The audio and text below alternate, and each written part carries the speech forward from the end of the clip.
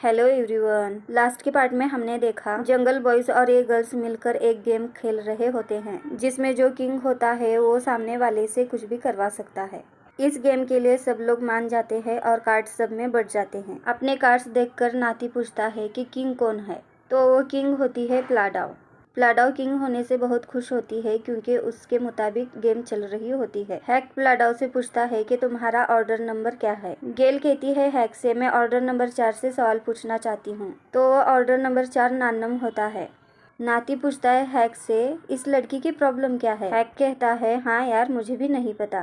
प्लाडाओ पूछती है नानम से, क्या वो क्योता नामक लड़की को जानता है।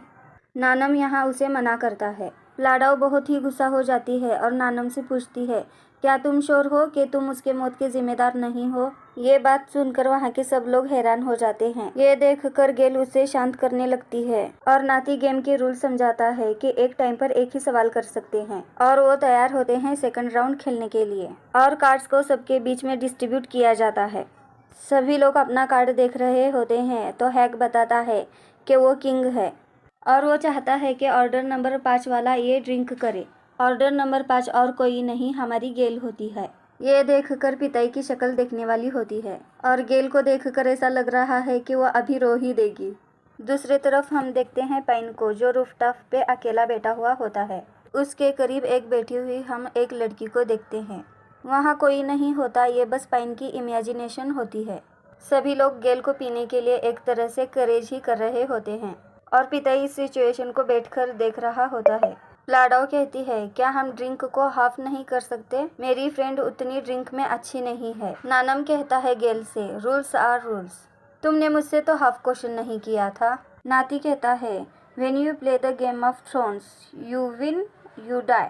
हैक पूछता है इसका मतलब क्या है, क्योंकि नाती ने ये बात इंग्लिश में कही होती है। नाती कहता है रूल्स को फॉलो करो। हैक कहता है ओह। सभी लोग गेल को ड्रिंक करने के लिए कह रहे होते हैं। गेल ड्रिंक पीने ही वाली होती है तो पिताई उसकी ड्रिंक पी जाता है। हैक पिताई से पूछता है कि ये क्या है। पिताई कहता है मुझे प्यास लगी थी। नाथी भी लाइक, तुम इस तरह खेलकर गेम का सारा सत्यानाश कर ही चुके हो। और नानम खुद से पता नहीं क्यों मुस्कुरा रहा होता है और गेल उसे ऐसे देख रही है जैसे तुम ही मेरे सुपर हीरो हो। पाइन आता है और पूछता है क्या चल रहा है गाइस। सभी लोग पाइन को देखकर खुश होते हैं। पिताई उसे देखकर इतना खुश नहीं होता क्योंकि इरिन को लेकर दोनों में थोड़ी प्रॉब्लम हो चुकी होती है और पाइन भी सबके साथ गेम खेलने के लिए शामिल हो जाता है। नानम कहता है कि यकीन नहीं होता, पाइन हमारे साथ बैठकर हमारी रिस्पेक्ट बढ़ा रहे हैं। पाइन पूछता है क्या तुम मुझे ऑर्डर देना चाहते हो। नानम कहता है नॉट एट ऑल, किसी में इतनी देर नहीं कि तुम्हें ऑर्डर दे सके, लेकिन ये किसी के लिए आसान भी नहीं होने वाला है। नंबर 2 और नंबर 6 किस करेंगे। और सभी लोग अपना कार्ड चेक करते हैं। उनमें से इरिन का नंबर 6 और पिताई का नंबर 2 होता है। गेल को यह देखकर कहीं ना कहीं बुरा लगता है और वो चली जाती है और पिताई बस उसे देखता है। नाती पिताई को उसकी सीट पर से उठाकर इरिन के बाजू में बैठने के लिए कहता है। पिताई और इरिन इस बात से बहुत अनकंफर्टेबल होते हैं क्योंकि ये दोनों भी नहीं चाहते कुछ ऐसा, लेकिन उनके फ्रेंड्स बहुत शोर मचा रहे होते हैं। पाइन इरिन को देख रहा होता है क्योंकि वो इरिन के लिए बहुत प्रोटेक्टिव होता है। ये दोनों आगे बढ़ते हैं किस करने के लिए। इन दोनों के बीच में हैक आकर पिताई को किस करता है। पिताई जैसे देखता है हैक को तो वो चिल्लाकर पीछे हट जाता है और हैक पर बहुत चिल्लाने लगता है। हैक कहता है क्या हुआ, मैं बस एक बार सेलिब्रिटी के साथ ट्राई करना चाहता था। और हैक वहाँ बहुत ही क्यूट और इनोसेंट बिहेव कर रहा होता है। नानम उस पर चिल्ला रहा होता है।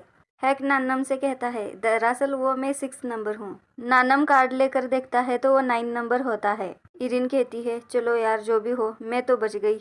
हैक इरिन के बाजू में बैठा हुआ होता है और उसे बहुत गुस्से से देखता है।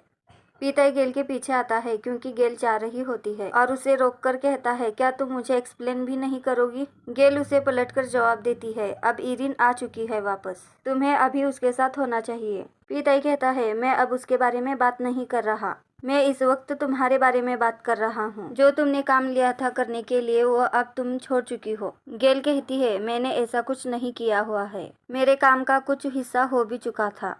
पिताई कहता है तुमने कहा था कि तुम बहुत मेहनत करोगी और मुझे लगा तुम्हारे लिए ये बहुत इम्पोर्टेंट है। इसकी वजह से तुम अगर पेरिस चली गई तो तुम तुम्हारा खुद का ब्रांड भी बना पाओगी। गेल कहती है हाँ, और भी मेरे पास काम है करने के लिए।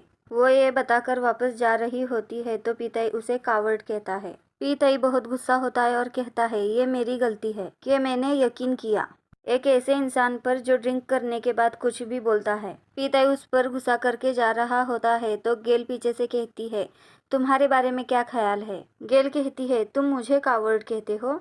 तुम तो वो बनते हो जो तुम हो ही नहीं, और तुम सच में कावर्ड हो। गेल पर कैमरे की फ्लैश पड़ती है तो गेल जान जाती है कि कोई तो है, वो और कोई नहीं पिनन होती है। पीताई देखता है कि उन्हें कोई कैप्चर कर रहा है। पीताई छुपते हुए उसके पीछे से जाता है और उसके पास से मोबाइल छीन लेता है। वो रिपोर्टर अपना मोबाइल वापस लेकर वो लाइव होती है और सबको बता रही होती है। पीताई सेलिब्रिटी की गर्लफ्रेंड एक नॉन सेलिब्रिटी है।